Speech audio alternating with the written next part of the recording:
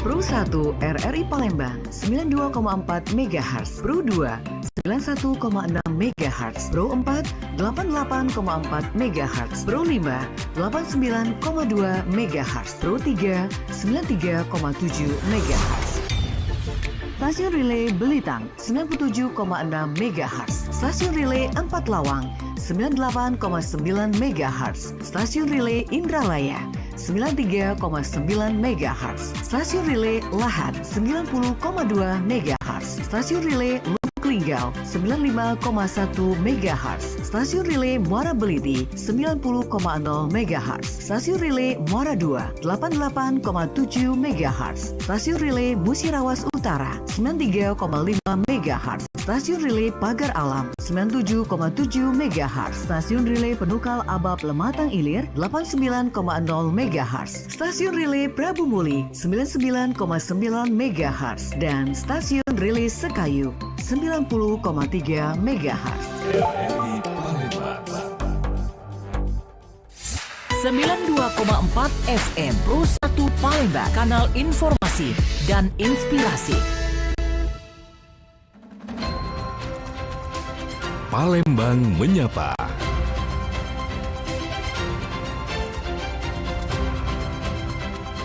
Palembang Menyapa.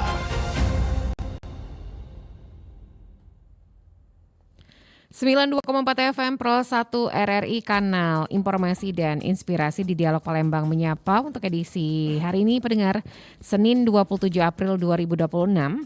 Hari Kesiapsiagaan Bencana atau HKB kembali diperingati pada 26 April 2026.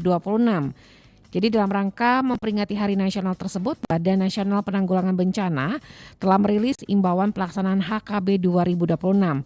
Melalui surat edaran nomor 3 tahun 2026, BNPB mengimbau kepada Gubernur se-Indonesia, Badan Penanggulangan Bencana Daerah, Provinsi, hingga BPBD Kabupaten Kota untuk melaksanakan penyebarluasan informasi terkait pelaksanaan evakuasi mandiri kepada pegawai, lembaga usaha, dan masyarakat. Jadi dalam surat edaran tersebut juga memuat informasi materi visual untuk memperingati Hari Kesiapsiagaan Bencana Nasional 2026 yang bisa digunakan oleh masyarakat. Nah, terkait hal tersebut pendengar kita di Hari Kesiapsiagaan Bencana Nasional 2026 siap untuk selamat.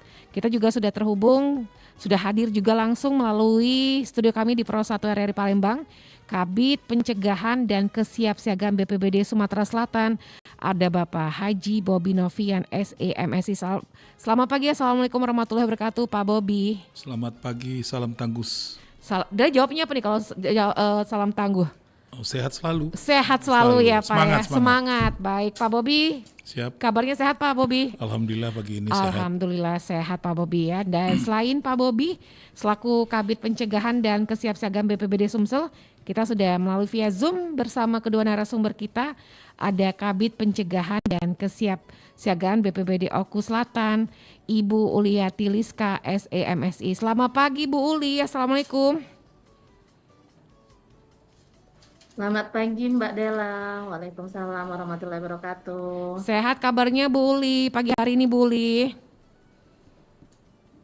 Alhamdulillah, Satsut harus sehat ini. Sama Semangat, seperti Kabid Pencegahan dan Kesiapsiagaan dari BPBD Provinsi Sumatera Selatan, Masya Allah. Baik. Langsung offline gitu. Baik, dan tentunya pendengar kita juga bersama Kepala Divisi Advokasi dan Kampanye Walhi Sumsel, ada Mas Galang Suganda SO. Selamat pagi Mas Galang. Selamat pagi Mbak. Sehat? Salam adil dan lestari. Baik, lestari jawabnya ya. Baik, sehat kabarnya Mas Galang untuk pagi hari ini?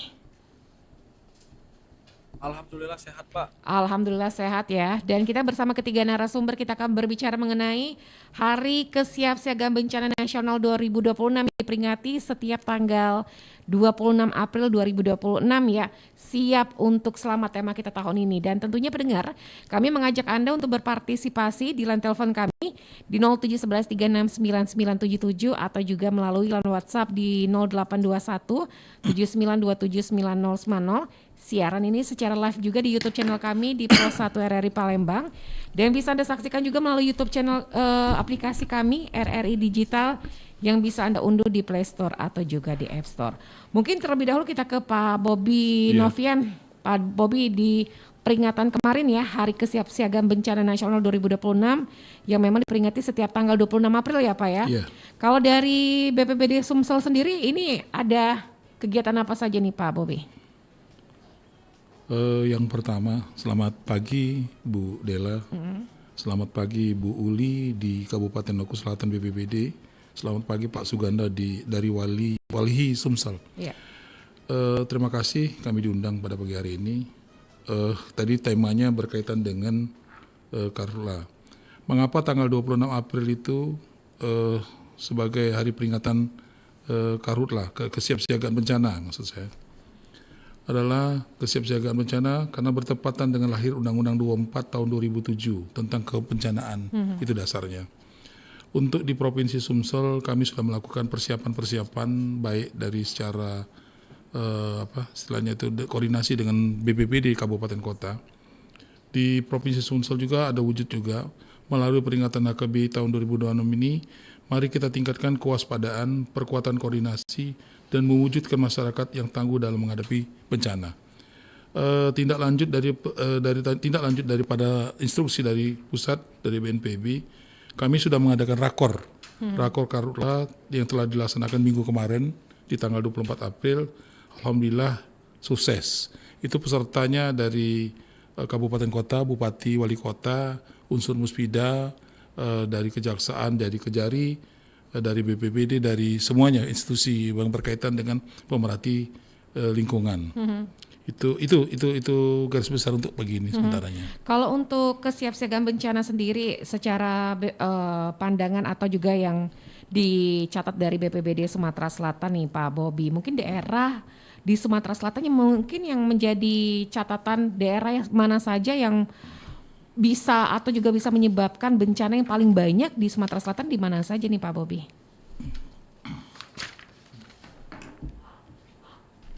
Baik. Tunggu ya. Ya. Dan ini pendengar, kami juga nanti akan mengajak Anda untuk berpartisipasi di line telepon kami di 0711369977 atau juga melalui WhatsApp kami di 082179279090. Dan tentunya untuk Anda bersama kami juga dapat bisa mendengarkan kami melalui RRI Digital. Baik, silakan Pak Bobi. Terima kasih. Harapan kami selaku pemangku kebijakan berkaitan dengan bencana, kami juga sudah mensiasati bagaimana tindak lanjutnya.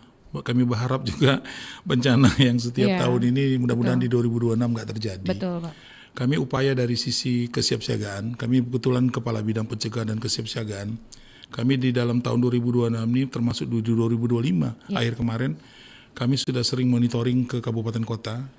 Sudah itu sering juga kami mengadakan sosialisasi baik tingkat masyarakat tentang sekolah berkaitan mencegah Karhutla tersebut, baik dengan bagaimana siap siaga menanggulangi banjir, datu kebakaran hutan, bagaimana juga mencegah kepada masyarakat yang susahnya notabene-nya Bu Mbak Dela, mencegah kepada masyarakat itu memberi pengertian. Sosialisasinya karena, Pak ya? Ya, karena pada dasarnya mengingatkan masyarakat ini susah. Betul. Karena saya pernah tanya juga mengapa kita membakar hutan atau membersihkan kebun itu pada saat cuaca seperti ini.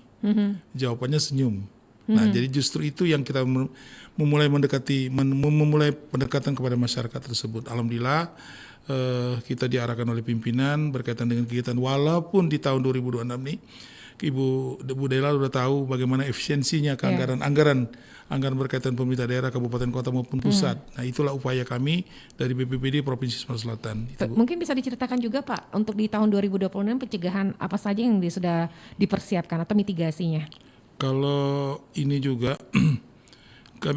kami sering kadang-kadang ke masyarakat. Ini kemarin sudah terlaksana di Kota Lubuk Linggau, ada ke masyarakatnya. Kemarin juga udah pernah ke Kabupaten Pali barusan kemarin, minggu kemarin kita menghimbau kepada masyarakat. Nah, jadi rencana juga ke depannya kami memberikan gambaran-gambaran atau seperti baliho untuk pasang-pasang plang di daerah-daerah rawan. Misalnya kita tadi contoh, saya katakan misalnya saya juga kampung saya di Oku Selatan ini Bu. Oku Selatan ya? Iya, tadi ada Bu Uli itu di KBBPD Kabupaten Oku Selatan. Di situ kan rawan, rawan banjir, rawan tanah longsor. Di antaranya itu contohnya nanti kita pasang alat peraga di situ. peringatan dini berkaitan dengan tanah longsor atau banjir gitu, Bu. Baik, BMKG juga sudah mengeluarkan peringatan ya Pak ya kalau kita akan mengalami kekeringan lebih awal dan mungkin bisa dikatakan lebih ekstrim dari tahun-tahun sebelumnya. Kalau untuk sejauh ini sudah ada penemuan titik hotspot atau titik api di Sumatera Selatan Pak Bobi?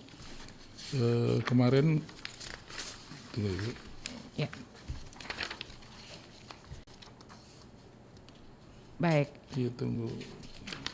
Ini untuk penemuan titik api ya Pak ya untuk wilayah di Sumatera Selatan dan sekitarnya, mengingat memang di Sumatera Selatan ini wilayahnya akan mengalami dampak dari El Nino yaitu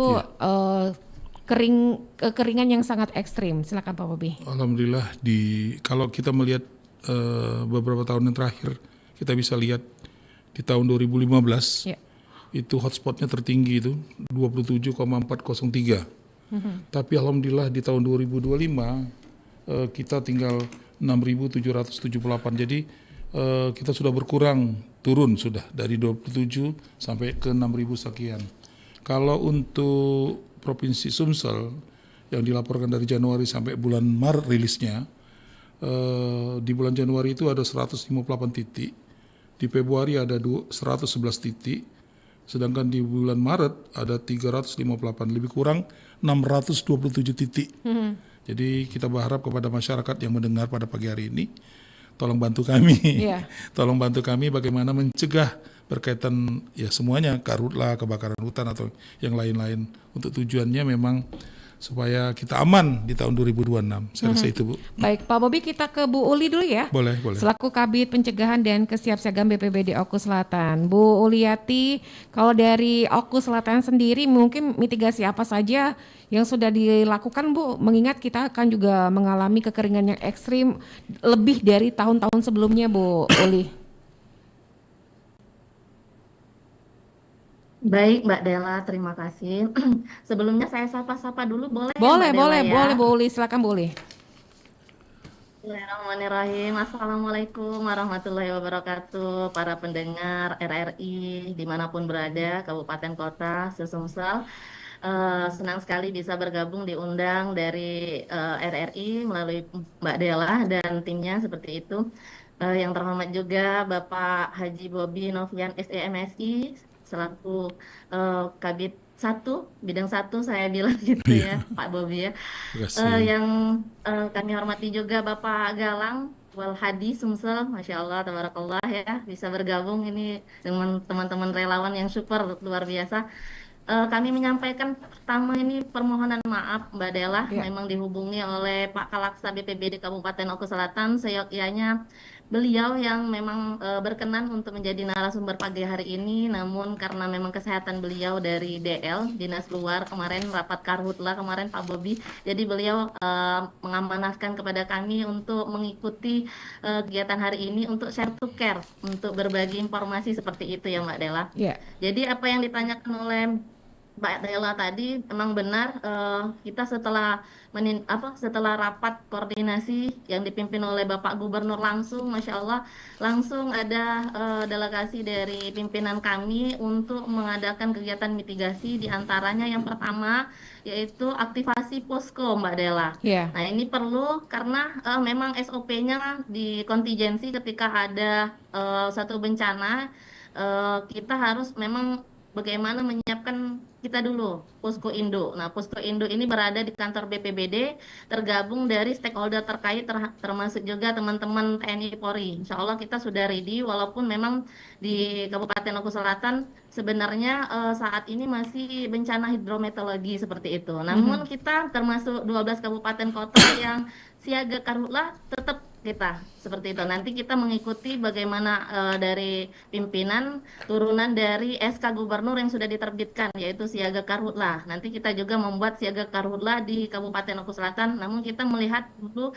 ritme seperti itu karena untuk di wilayah Oku Selatan ini seperti tahun-tahun sebelumnya, biasanya teman-teman di OI seperti itu Pak Bobi sudah mengalami kebakaran hutan dan lahan, siaga karhutla. Di Oku Selatan masih hujan seperti itu hidrometeorologinya.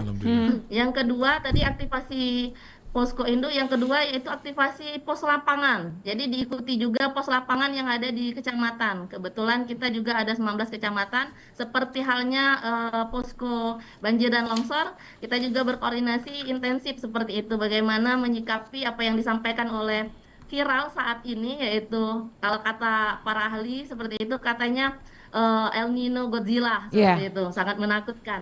Mhm. Setelah mendapat pencerahan dari BMKG pada waktu rakor kemarin, Masya Allah, sebenarnya istilah Godzilla itu untuk bukan menakut-nakuti, kalau kata Pak Gubernur, itu untuk antisipasi kita, dan dikenal dengan istilah apa namanya tuh, moderat seperti itu. Jadi kita pakai dari sini ke depan, mungkin nanti sosialisasi ke wilayah Kabupaten Nusa Selatan, masyarakatnya mengenal dengan istilah moderat saja seperti itu, sehingga mereka juga tidak merasa Iya. tertakuti seperti itu. Mhm. Nah, Baik. selanjutnya kegiatan yang ketiga yaitu kami juga akan dalam waktu dekat, sepertinya memang TNI Polri selalu aktif seperti itu, mengajak rakor. Turunan dari rakor dari provinsi akan mengadakan rakor juga sebagai kesiapsiagaan, baik itu SDM masing-masing personil, kemudian peralatan dan perlengkapan, dan juga kesiapan kita dalam menghadapi bencana seperti yang disampaikan oleh Pak Bobi tadi, bencana karhutlah, nah, seperti Mhm. itu.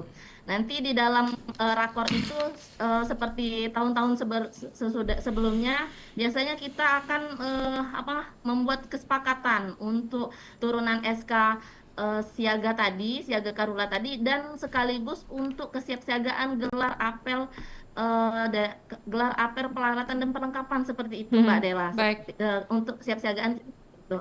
Di lain kegiatan mitigasi yang lainnya, yaitu yang 4 itu tadi, kami juga memantau kalau misalnya dari provinsi, dari teman-teman tim relawan maupun TNI Polri, apabila sudah searching masalah hotspot, titik hotspot, biasanya kita grand check di lapangan, Mbak, Mhm. seperti itu. Nah, karena sudah siap, poskonya sudah siap, SDM sudah siap, peralatan sudah siap, maka kita bisa tinggal action saja seperti tahun-tahun sebelumnya. Namun Mhm. itu tadi yang disampaikan oleh pimpinan kami, bahwasanya informasi BMKG BMKG. ini memang harus disikapi dengan apa namanya, kehati-hatian, karena memang musim kemaraunya agak panjang, dan Iya. mungkin ya curah hujannya agak seperti itu. Makanya Mhm. kami berantisipasi bahwasanya jangan sampai terulang lagi seperti kejadian 2015, 2019 seperti itu, dan 2023 yang memang secara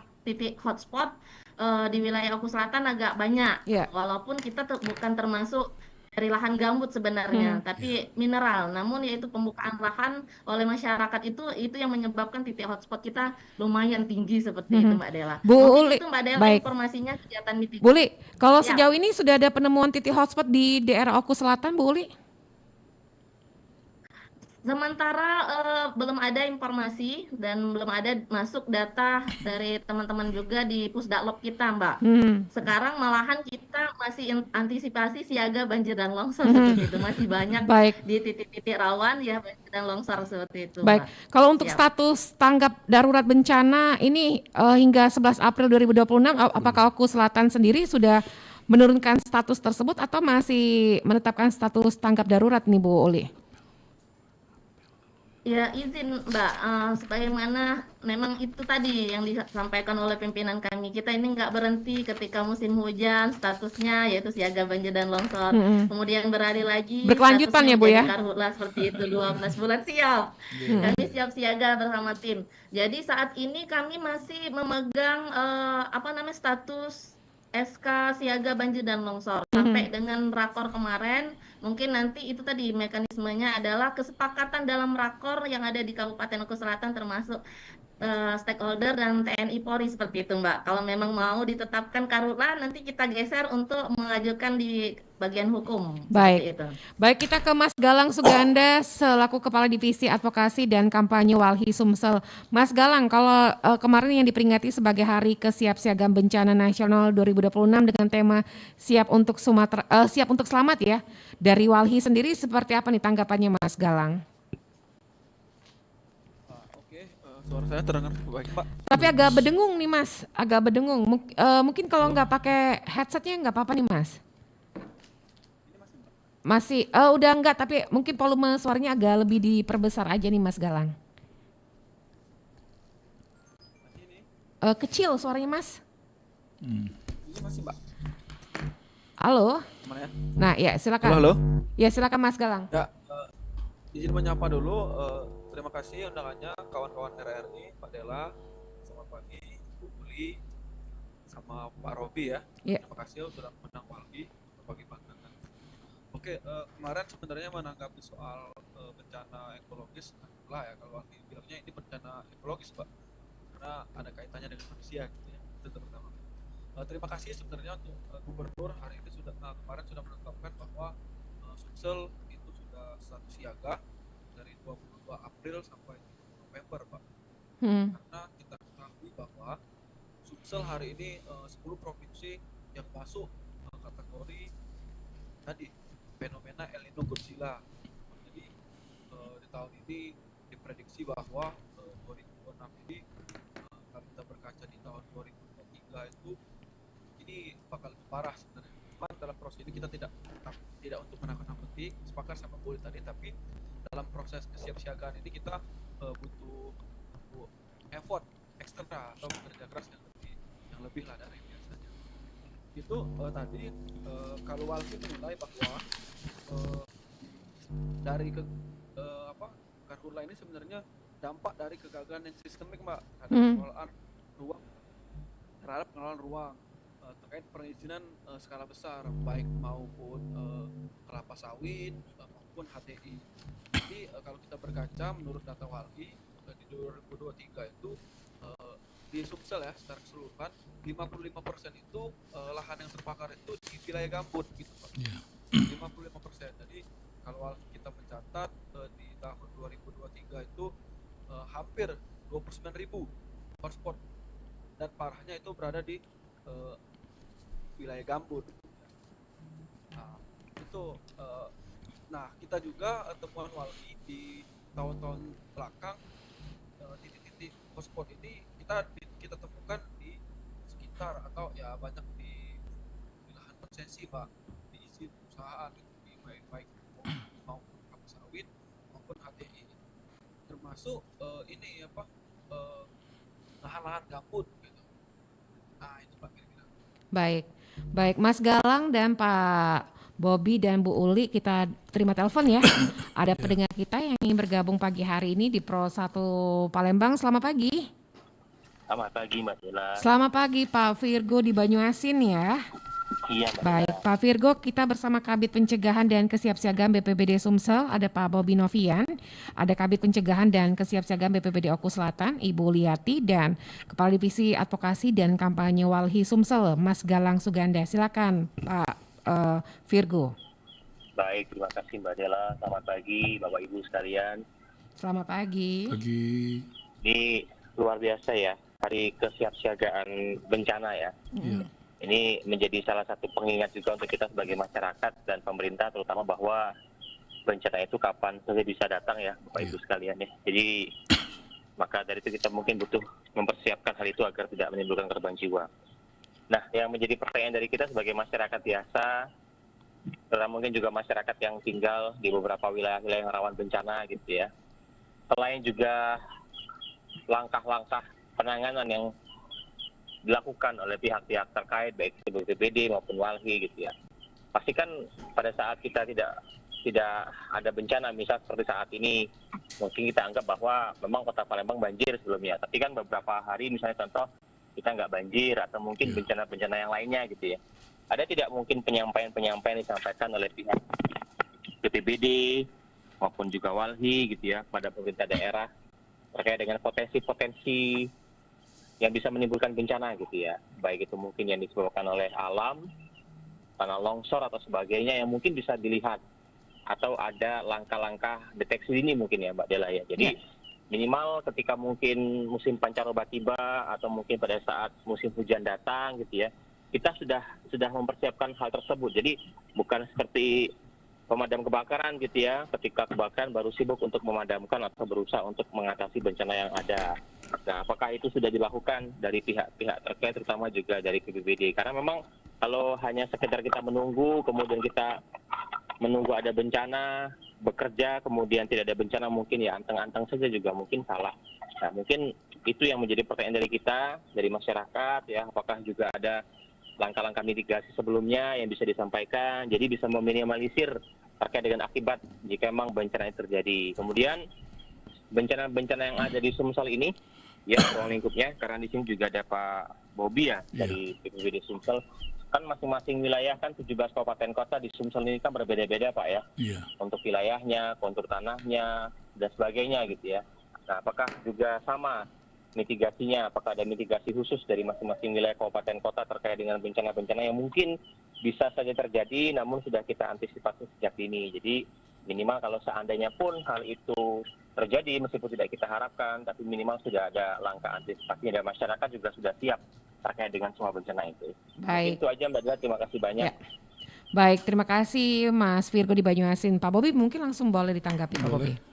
Terima kasih Pak Virgo dari Kabupaten Banyuasin. Terima kasih saran dan masukan untuk persiapan dengan Karhutla dan lain-lainnya. Pada dasarnya Pak Virgo, kita kan namanya berkesinambungan. Nggak mungkinlah tangan provinsi ini langsung ke tangan kabupaten kota. Jadi kami di dalam minggu kemarin sudah berkoordinasi, kami sudah memanggil teman-teman di kabupaten kota, khususnya BPBD, rapat koordinasi berkaitan dengan tindak lanjut persiapan Karhutla dan lain-lain, baik tanah longsor dan bencana. Tapi pada dasarnya izin Pak Virgo, yang penting ini kita bagaimana menyikapi, memberi pengertian kepada masyarakat. Itu yang tidak lain adalah bantuan pada masyarakat untuk bagaimana menyikapi ini ke depan. Di antaranya adalah penataan daerah aliran sungai secara terpadu dan sesuai fungsi lahan. Tidak mempunyai rumah dan pemukiman di bantaran sungai di daerah banjir. Itu salah satu bagaimana tindakan sebelum bencana. Kalau kita sudah bencana, kita melihat air datangnya jauh secepat mungkin daerah banjir. Segera selamatkan diri. Nah itu tindakan setelah banjir. Kita menyelamatkan diri. Tapi intinya dari sebelum bencana maupun terjadi bencana itu tinggal daripada kita masing-masing. Minimal satuan terkecil itu dari rumah kita. Mengingatkan kepada anak-anak kita kalau berpergian matikan lampu, matikan aliran air atau supaya jangan konslet. Jadi kalau kita konslet ya kebakaran tandanya rumah kita ataupun kita membersihkan lingkungan. Itu salah satu tindakan preventif yang kita arahkan kepada masyarakat. Itu Pak. Secara singkatnya Pak Virgo, terima kasih. Baik, itu tadi penjelasan dari Pak Bobi. Dari Bu Uli sendiri, Bu Uli, silakan Bu Uli. Baik, Pak Virgo ya, dari Banyuasin masih di masih stasiunnya Pak ya? Mungkin masih mendengarkan Bu, tapi teleponnya sudah terputus. Masih mendengarkan, Masya Allah. Baik Mbak Dela, menarik sekali yang disampaikan dari masyarakat dari Banyuasin ini, antusiasnya. Jadi kalau kami nih Mbak, ketika kita melakukan kegiatan mitigasi dengan sosialisasi, kami menghimbau yang pertama sekali yaitu siap untuk selamat diri sendiri, keluarga, dan lingkungan sekitarnya. Dengan cara apa? Sekarang sudah ada aplikasi Inaris. Inaris personal bisa di Play Store, bisa di download di Play Store. Nah, ini adalah kegiatan sebagaimana untuk antisipasi masyarakat sejak dini sebelum kejadian. Nah, aplikasi Inaris ini banyak Mbak sebenarnya fitur-fitur yang artinya ketika sebelum bencana kita sudah mewaspadai diri kita personal, keluarga, dan lingkungan serta masyarakat yang lebih luas. Bahkan kita bisa tahu daerah-daerah yang mungkin rawan ketika kita mau berpergian, misalnya rekreasi, seperti itu bisa kita pantau melalui aplikasi yang dirilis oleh BNPB. Sebenarnya sudah banyak sekali fitur-fitur yang bisa mendukung. Nah, dalam momen Hari Kesiapsiagaan Bencana Nasional ini, Mbak, kami juga mau menginformasikan kegiatan yang ada di Kabupaten Oku Selatan, yaitu tadi yang kecil-kecil seperti itu yang sudah kami lakukan sebelum peringatan tanggal 26 April ini kami rayakan seperti itu ya, peringati. Yaitu kegiatan SPAB, Satuan Pendidikan Aman Bencana. Nah, ini sebelum hari H-nya kita sudah melakukan kegiatan informasi KIE, komunikasi edukasi seperti komunikasi informasi edukasi KIE, dan endingnya adalah mengajak anak-anak tunas bangsa ini bagaimana mengenali bencana sampai dengan simulasi seperti itu. Nah, siap untuk selamat ini sebenarnya momennya Mbak, kita yang pertama sekali mengenali dulu resiko bencana di wilayah kita. Ketika kita sudah mengenali wilayah kita, bencana apa saja yang terjadi, maka kita sudah siap seperti itu mitigasinya. Jadi kalau di Oku Selatan kebetulan kita ada dokumen kajian resiko bencana yang sudah dianalisa juga oleh akademisi bekerja sama dengan stakeholder terkait. Kami setidaknya ada 7 jenis bencana yang sering terjadi. Yang paling tinggi adalah banjir dan longsor seperti itu. Selanjutnya yaitu membuat rencana. Jadi di Kabupaten Oku Selatan juga selama 10 tahun terakhir ini kita konsen di Rensra kita yaitu mitigasi, Mbak. Memang mencegah lebih baik daripada mengobati seperti itu juga kalau motonya dari BNPB seperti itu. Jadi membuat rencana kontingensi bagaimana sebelum terjadi bencana kita udah tahu dulu apa kekuatan kita, SDM kita, logistik kita, pemetaan daerah bencana kita di mana saja seperti itu sehingga kalaupun terjadi bencana, karena bencana tidak bisa kita hindari, minimal kita mengurangi atau sampai 0 korban seperti itu. Selanjutnya yang ketiga menyiapkan perlengkapan dan peralatan. Nah, kami juga mengedukasi mulai dari anak-anak SPAB tadi, anak-anak sekolah sampai dengan masyarakat maupun pemerintah yaitu pelaku dan petugas juga. Bagaimana menyiapkan tas siaga bencana seperti itu yang selalu dihayo-hayokan oleh teman-teman dari pusat BNPB sampai dengan kabupaten kota. Tas ini memang sangat simpel sekali seperti itu. Tapi ketika ada bencana seperti dari bencana Aceh ya, Aceh seperti itu, ternyata isi tas itu sangat bermanfaat sekali seperti obat-obatan, makan dan minum, uang receh ya seperti itu. Nah, dan lain sebagainya termasuk senter penerangan. Nah, ini nanti kita terus menggembor-gemborkan ternyata tas siaga bencana ini perlu diedukasi lebih banyak sekali. Yang keempat, tingkatkan kepedulian masyarakat, anak-anak kita sejak dini bahwa itu tadi kami mengedukasi dari yang sekecil-kecilnya Pak Walhadi, Pak Galang ya, Mas Galang seperti itu kami mengedukasi bagaimana membuang sampah jangan padat. Membuang sampah jangan sembarangan seperti itu. Apalagi kami kan di pinggiran sungai, jangan di sungai seperti itu anak-anak. Terus itu juga kami juga mensosialisasikan seperti penanaman pohon di sekitar kita seperti itu kan. Nah, selanjutnya yang terakhir yaitu membangun ketangguhan. Nah, ini dari semua lini kami ajak termasuk tim reaksi cepat kabupaten bagaimana kita bencana ini adalah tugas kita bersama, bukan tugas BPBD saja, tapi yaitu tadi stakeholder, TNI, Polri, media, teman-teman relawan ikut serta, maka itu tadi akan membangun ketangguhan lebih maksimal seperti itu, Mbak. Baik, Bu Uli, sebelum kita ke Mas Galang ya, kita terima telepon kembali Pak Bobi ya di line telepon di 369977. Pro 1, selamat pagi. Selamat pagi Mbak Dela. Selamat pagi, dengan siapa di mana nih Pak? Dengan Pak Mawan di Sekip, Mbak. Pak Mawan di Sekip, silakan Pak Mawan, ada yang ingin disampaikan Pak Mawan? Iya, ini mau saya sampaikan atau mungkin semacam himbauan juga Pak ya.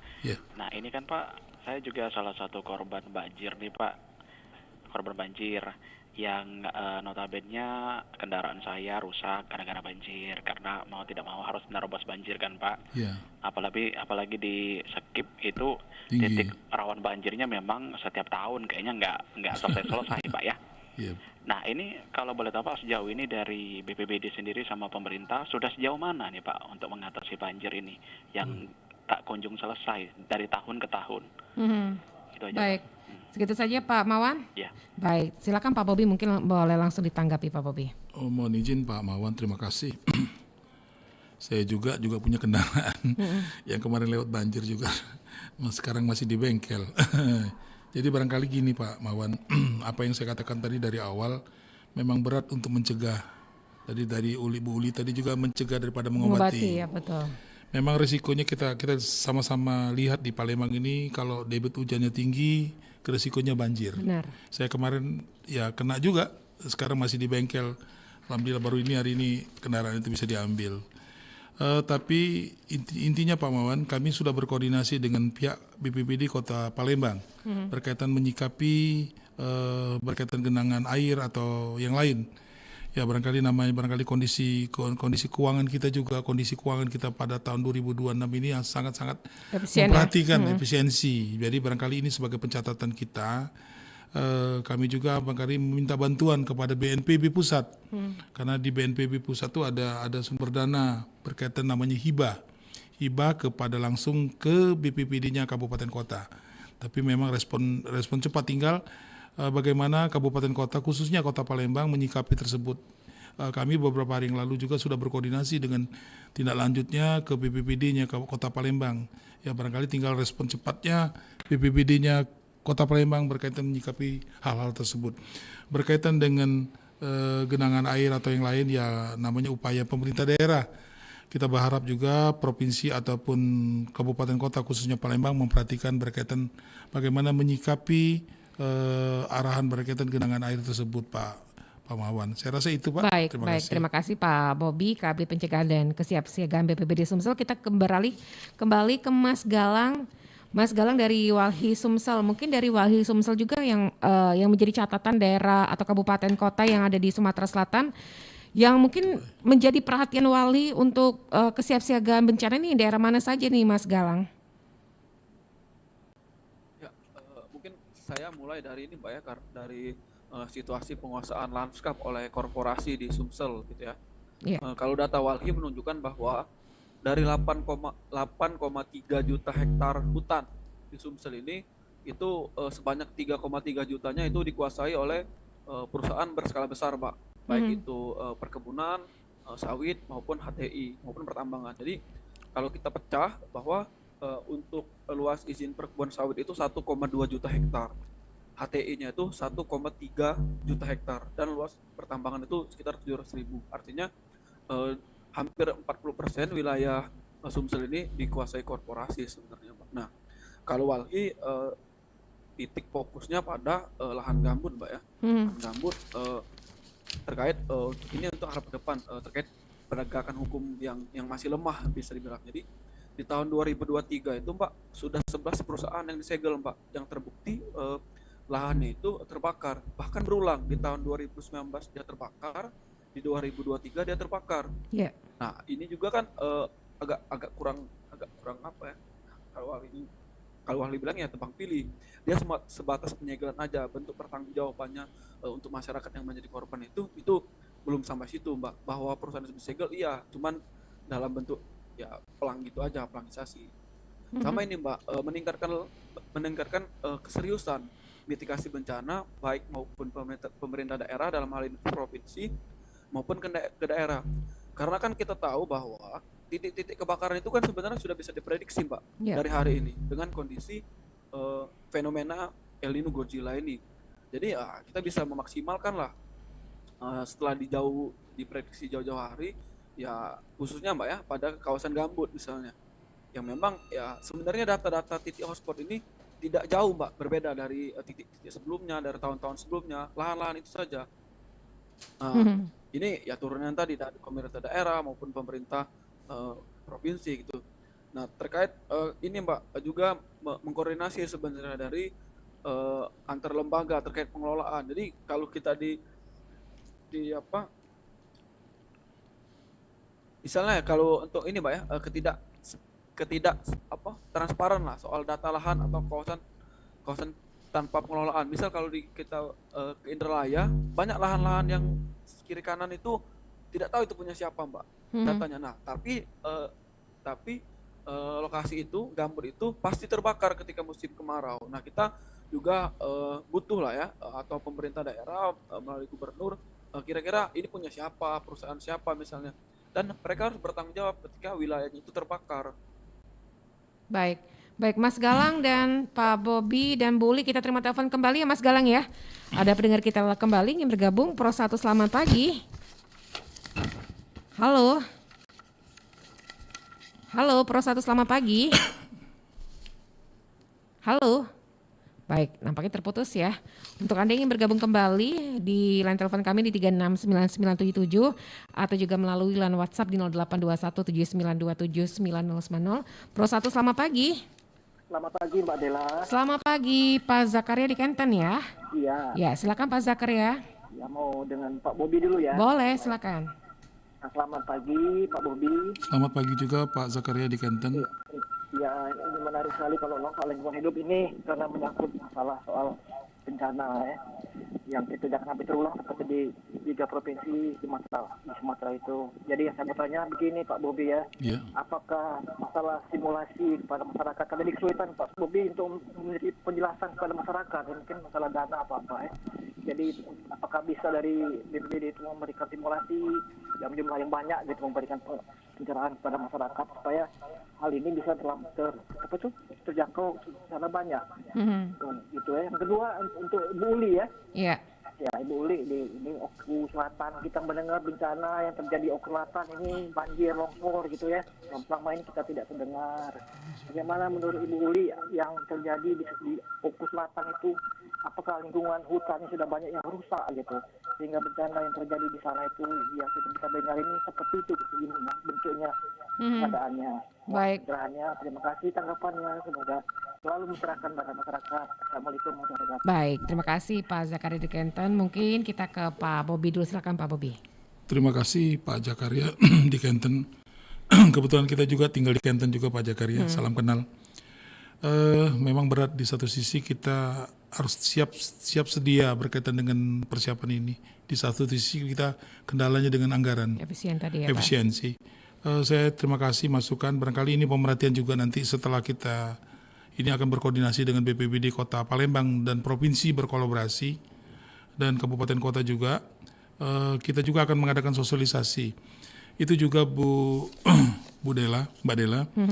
Bisa juga masyarakat datang ke BPBD untuk berkunjung, beredukasi. Jadi pihak dari desa atau dari kecamatan, karena memang kami di kantor BPBD khususnya di Provinsi Sumsel, memang beberapa ini memang menerima masukan, saran ataupun edukasi dari sekolah-sekolah. Ada yang datang kemarin dari SD, ada dari TK, kemarin juga ada kegiatan kami diundang dari universitas, ada juga dari masyarakat. Jadi bisa juga masyarakat yang datang untuk edukasi ke BPBD.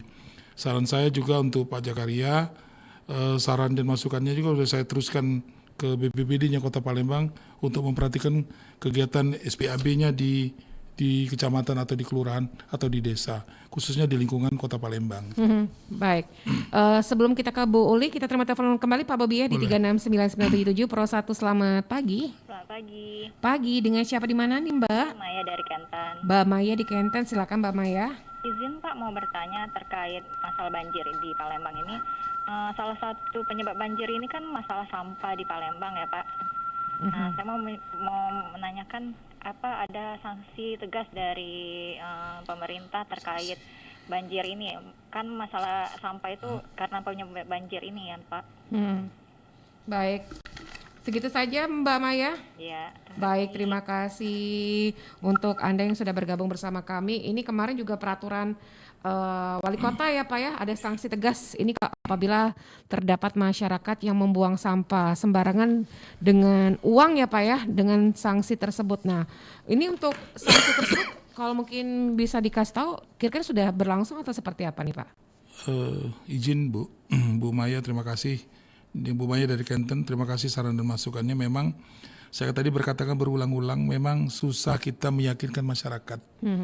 Memang programnya Pak Wali juga kemarin kita udah lihat bagaimana edukasi berkaitan tentang buang sampah dari tingkat masyarakat sampai di sekolah sampai perguruan tinggi termasuk di jalan.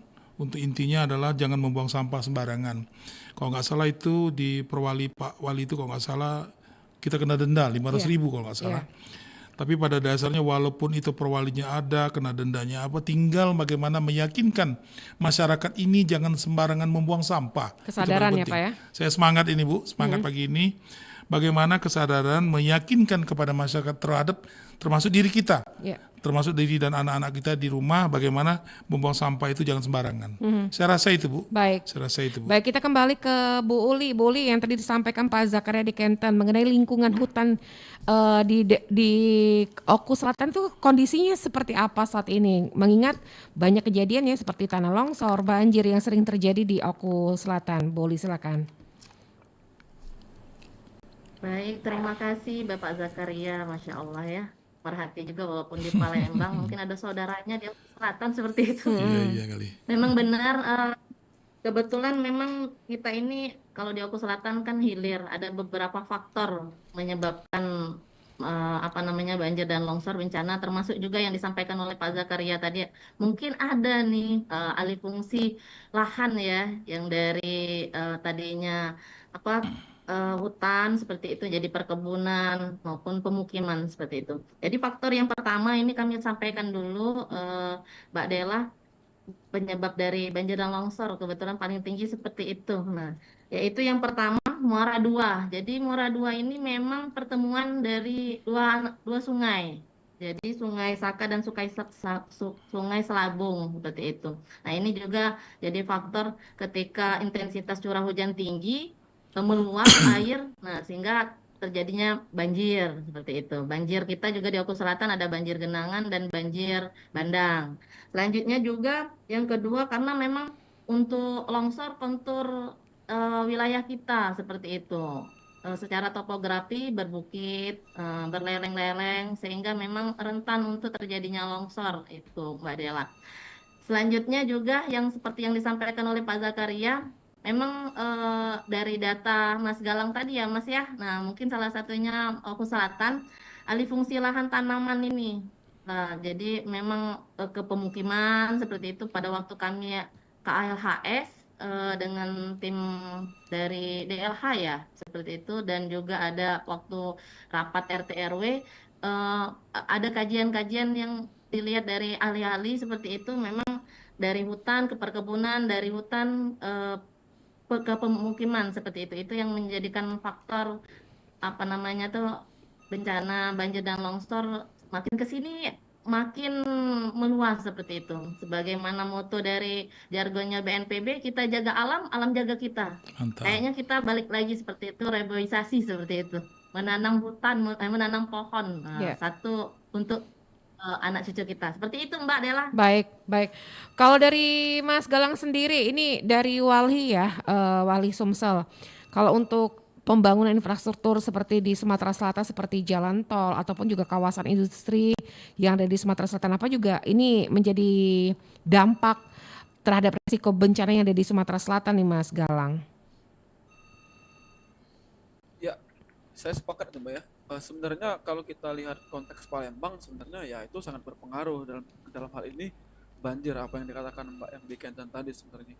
Kalau Walhi menilai sebenarnya dari Januari ya hingga April sebenarnya sudah 18 kali banjir Kota Palembang itu berulang sebenarnya Mbak. Itu pun di titik-titik yang sama sebenarnya. Saya juga sepakat dengan yang Mbak yang dari Kenten tadi, lupa saya namanya, bahwa salah satu penyebabnya itu tuh sampah yang ada di selokan sebenarnya. Tapi kalau menurut catatan Walhi sebenarnya hari ini kalaupun sampah itu yang jadi penyebab ya harus ya mungkin salah satunya bisa lah kalau masyarakatnya itu disanksi. Tapi kalau kita melihat pemerintah kota hari ini sudah sejauh mana penyediaan kotak sampahnya Mbak. Kalau menurut catatan Walhi dari 1000 KK itu harus ada 1 TPS Mbak. Jadi jangan hanya mensanksi saja, fasilitas masyarakat untuk membuang sampah pada tempatnya itu juga dipenuhi sebenarnya. Nah, itu juga itu satu lagi bahwa bukan soal sampah saja Mbak, karena di kota khususnya itu sudah hilang Mbak ya, dari 612 sungai sekarang tinggal tersisa 114 sungai Mbak. Nah, itu yang perlu kita tahu. Jadi belum lagi rawahnya itu rawa konservasi itu kalau data awal gitu itu pemerintah kota itu harus mengembalikan fungsi rawa konservasinya sebanyak 2.106 hektar yang ada di Kota Palembang sebagai fungsi resapan banjir di Kota Palembang. Jadi kalau masyarakatnya hanya dibenturkan bahwa ini persoal sampah, nah ini artinya pemerintah belum transparan, belum jujur, kekurangan apa sepertinya yang butuh lagi di Kota. Baik. Terus lagi nih Mbak, tadi menyikapi soal yang korban banjir. Seharusnya pemerintah kota dalam hal ini ketika ada bencana-bencana, kalaupun konteks kotanya banjir, itu harus menyediakan posko Mbak. Sebelum ada bencana itu harus ada posko-posko. Benar kata Mbak Uli tadi, saya sepakat.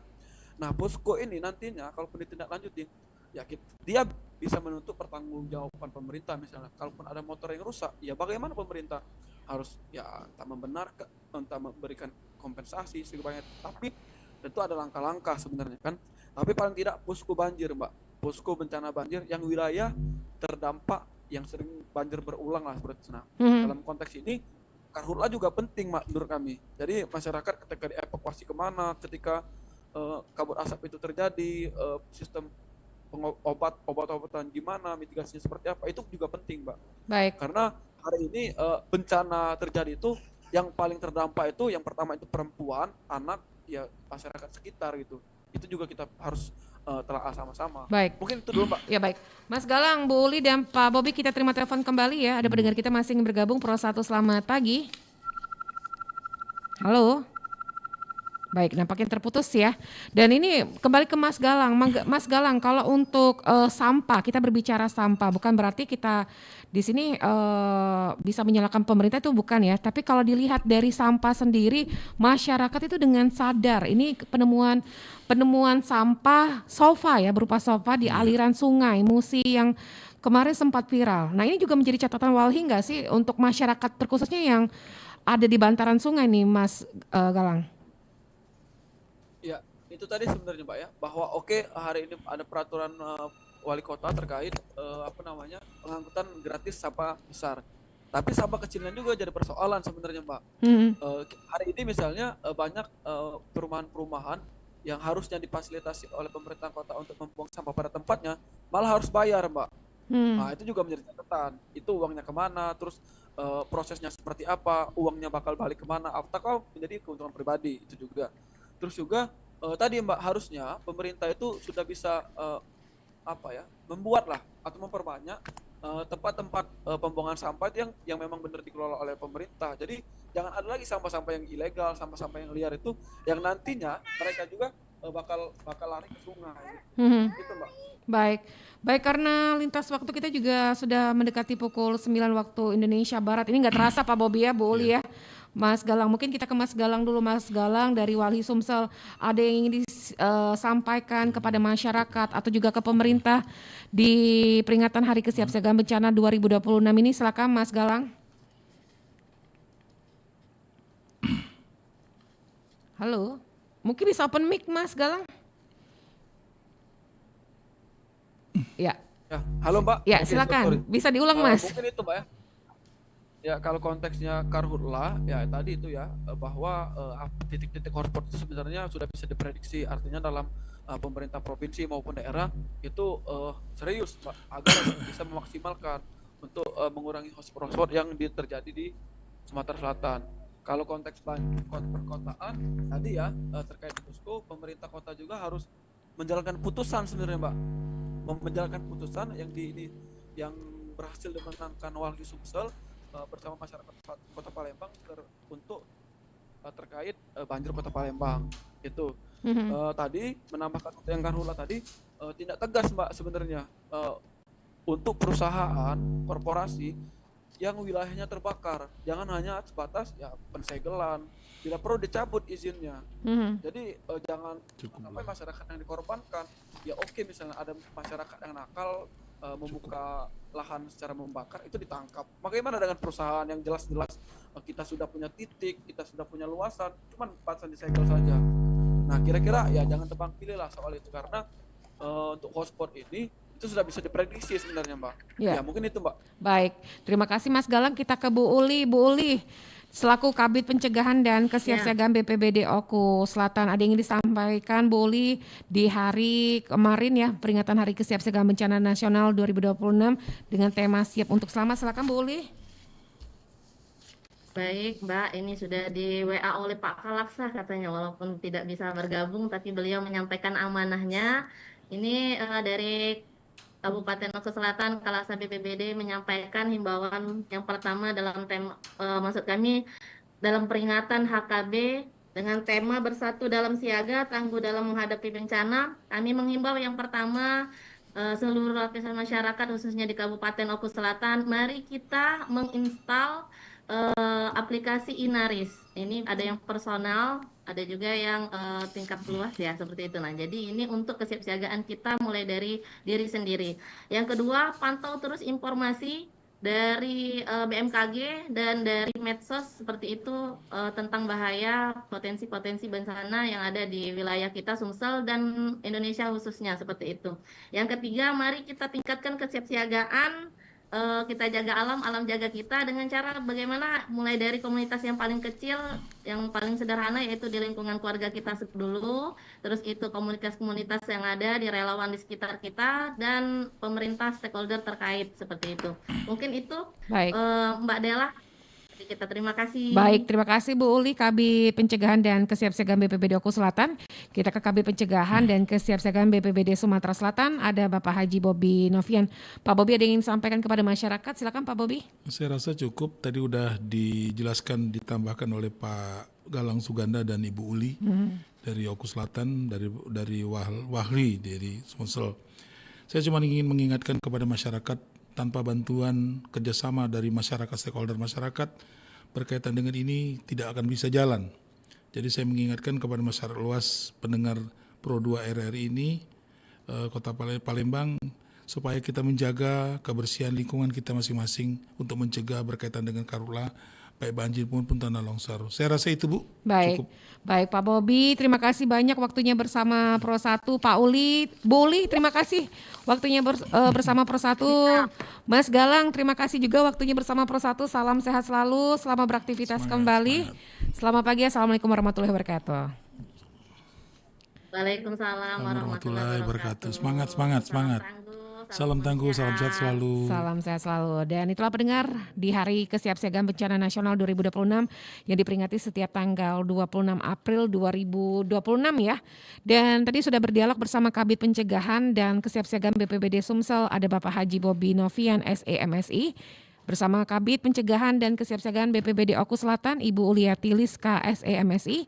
Dan Kepala Divisi Advokasi dan Kampanye Walhi Sumsel, Mas Galang Suganda Esos. Untuk Anda yang belum mendengarkan siaran kami, bisa dengarkan siaran ulang kami di YouTube channel kami di Pro 1 RRI Palembang.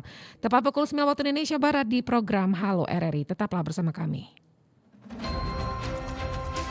Palembang Menyapa.